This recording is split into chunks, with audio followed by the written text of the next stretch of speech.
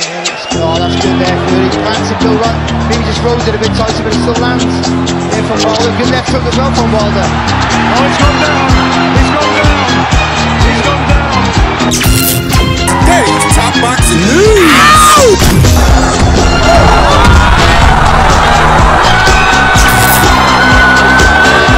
D'ailleurs, un peu plus chez Viviane. Et là, moi, il va se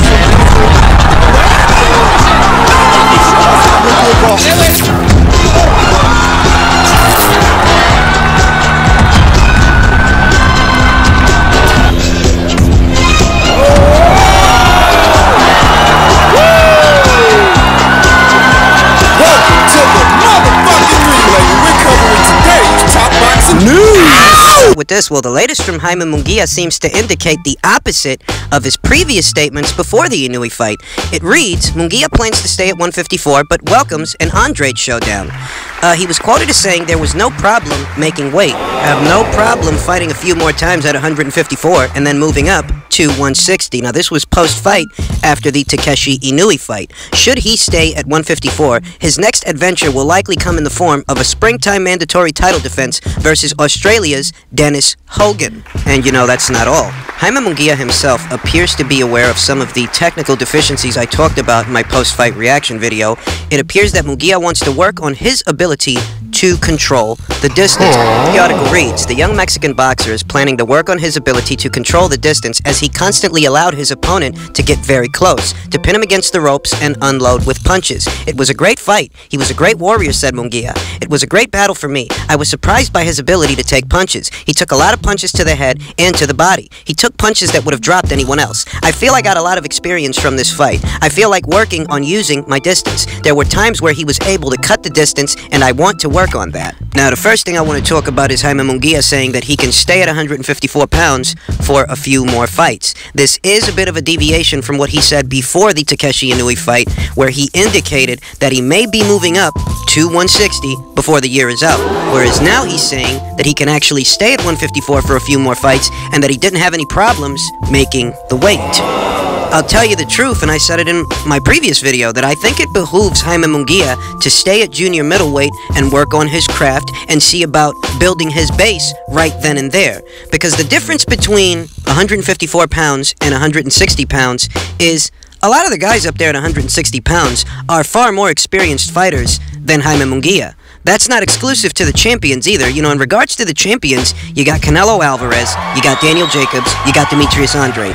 So all of these champions are far more experienced fighters than Jaime Munguia, and we're talking about at the elite level, the championship level. You look over at the contenders, and many of those guys are also more experienced, more battle-tested, seasoned fighters than Jaime Munguia. So that's not the ideal place to work on your craft. It behooves you that if you can stay at 154 and work on things the way Jaime is saying he wants to work on things, it behooves him to stay at junior middleweight for as long as he can. Because at junior middleweight, unlike at middleweight, he'll still be able to hold on to that world title and pick up on-the-job experience defending it. So that when he's ready, he can make that climb to middleweight, having garnered more professional experience and built his brand in the process, thereby giving him more assurances that he can have that same kind of success once he decides to campaign as a middleweight. The kid's young. He's got plenty of time to hone his skills and sharpen them and work on his craft. He's got plenty of time to do it. Rushing him to middleweight, it could be disastrous depending on who you match him against. And that's why if he can make that weight, if he can continually make junior middleweight for at least a couple more fights, then it behooves him to do so, because that's affording him the opportunity to become a better, more well-rounded fighter. In regards to becoming a better, more well-rounded fighter, in regards to Jaime Munguia's comments that he wants to work on controlling the distance, it being that Takeshi Inoue was able to get real deep in the pocket on him. You know, he was able to really crowd him in there, push him back, and mix it up with him on the ropes. In regards to all of that, it appears that Jaime Munguia may end up, you know, if he does end up working on his craft, but it appears that he may end up being more of a boxer-puncher than just a pressure fighter. And yeah, there's a difference. You know what to look for. You know, up until this point, Jaime Munguia has yielded all the characteristics of a textbook pressure fighter. Come forward, aggressive guy, mid-range to inside fighter, likes to throw bombs, likes to throw hooks, likes to throw body shots. Those are all the characteristics of a pressure fighter, a guy who wants to come forward and overwhelm his opponent with power and activity. That's what he's been doing. But in this last fight with Takeshi Inui, you know, we saw some additions, we saw some improvements, we saw movement from Jaime Munguia, we saw a jab from Jaime Munguia, we saw that this is a guy that was fighting on the go. Certainly not on the level of a Arislandi Lara or somebody like that, Lara being a pure boxer, certainly not on the level of someone like that, but it was something that we saw from Jaime, where Jaime normally is a come-forward pressure guy. In the Takeshi Inui fight, he had to use a little bit more movement, use a little bit more of that jab to set up other punches. This gives off the impression that Jaime Munguia somewhere down the line might become more than just a pressure fighter. He might have an inclination to become a boxer puncher, and there's a difference. You know, Jaime talked about how he wants to work on controlling the distance at which a fight is being fought.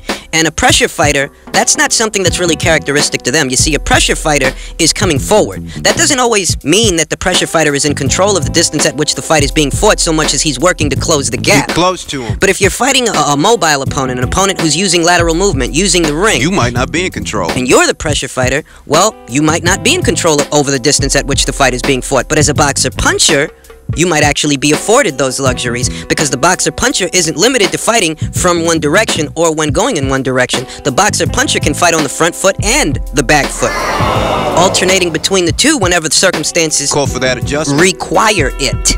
Particular to this weekend's fight with Jaime Munguia and Takeshi Inui, you might have noticed that Inui was working very hard to crowd Jaime Munguia, to get all in his chest, thereby preventing him from throwing his power shots. Jaime Munguia is a pressure fighter like Jarrett Hurd is a pressure fighter, but the difference between the two is Jaime Munguia requires a bit of space in the pocket to add more power to his punches, that the distance at which the punch travels greatly affects how much power is on the shot, whereas with Jarrett Hurd it's a little different. Jarrett Hurd's punches don't need to travel that same distance to have A lot of power on them. damaging effects. You might recall in the Lara fight, you know, when Jarrett Hurd knocked Arislandi Lara on his ass, when he knocked him down, that wasn't at mid-range. Those guys were deep in the pocket. They were right in the phone booth, and he caught him with a very compact shot that dropped him. You might have also noticed that he dropped Jason Wellborn in his last fight, and once again, that wasn't at mid-range. Those guys were right up on each other, and that punch had enough salt on it to drop Jason Wellborn, whereas Jaime Munguia needs a bit more distance, a bit more spacing to generate power.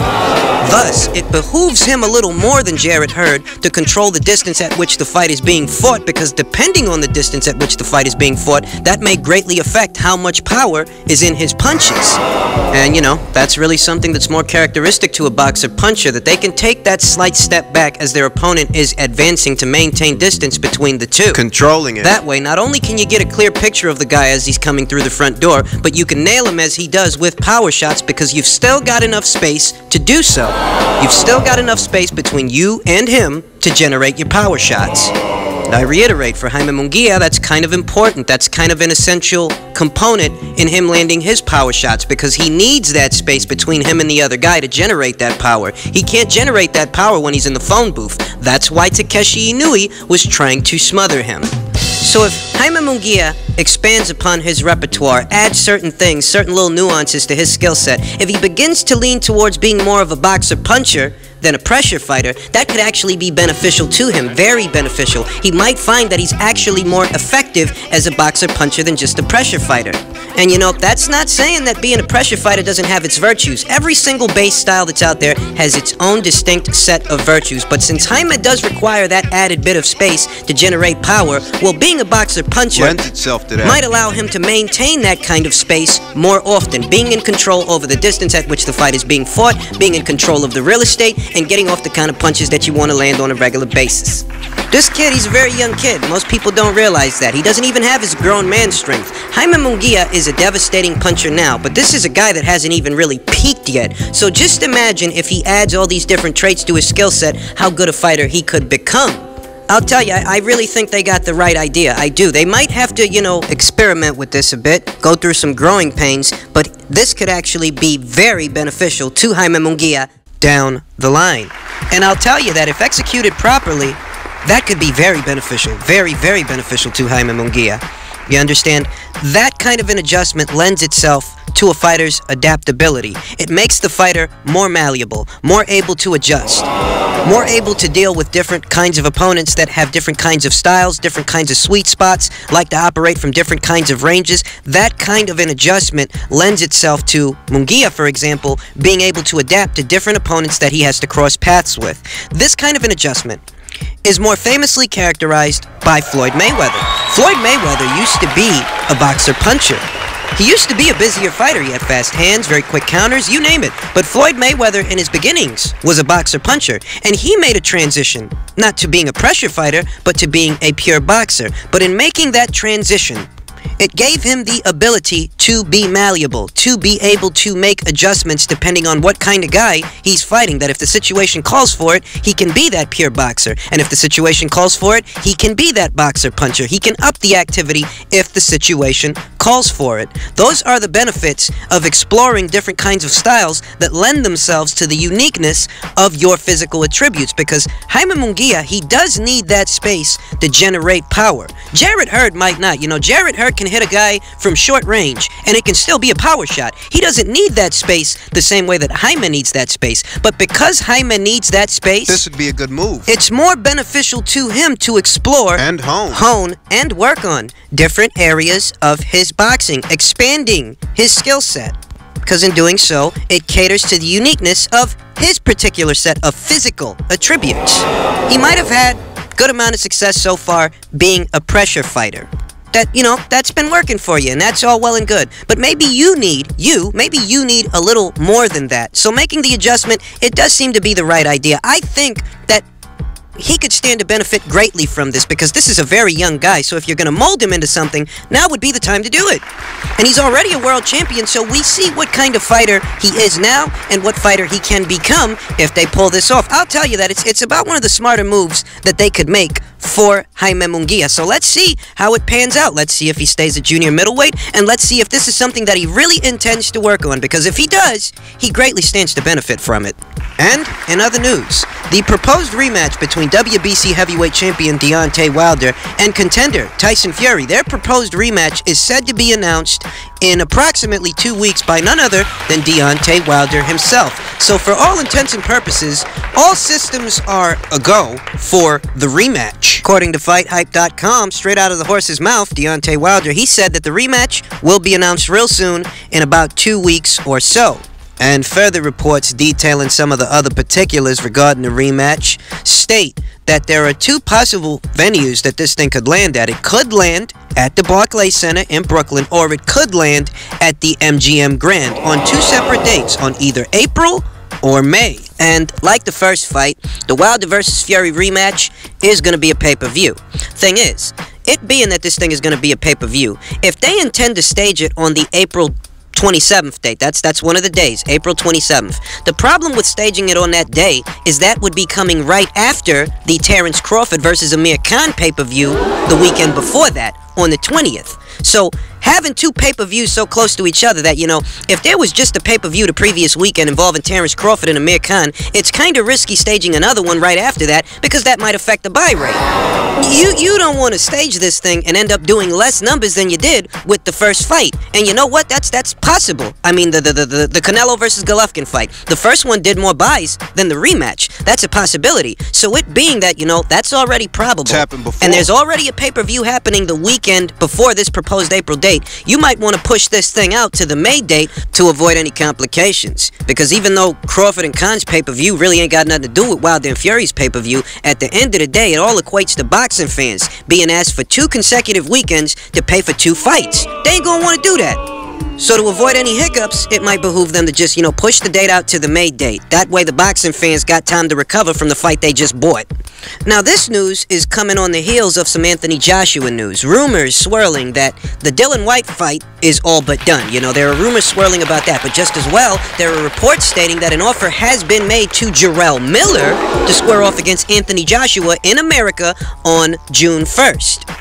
Now, as you can imagine, whenever some Anthony Joshua news comes out, his critics have no shortage of shit to say. Per usual. So on one hand, You got guys criticizing Anthony Joshua for potentially having a rematch with Dylan Whyte. Guys saying things like, oh, well, that was always the plan. You got those guys. But you also got guys levying criticism against Joshua for potentially facing Jarrell Miller in America.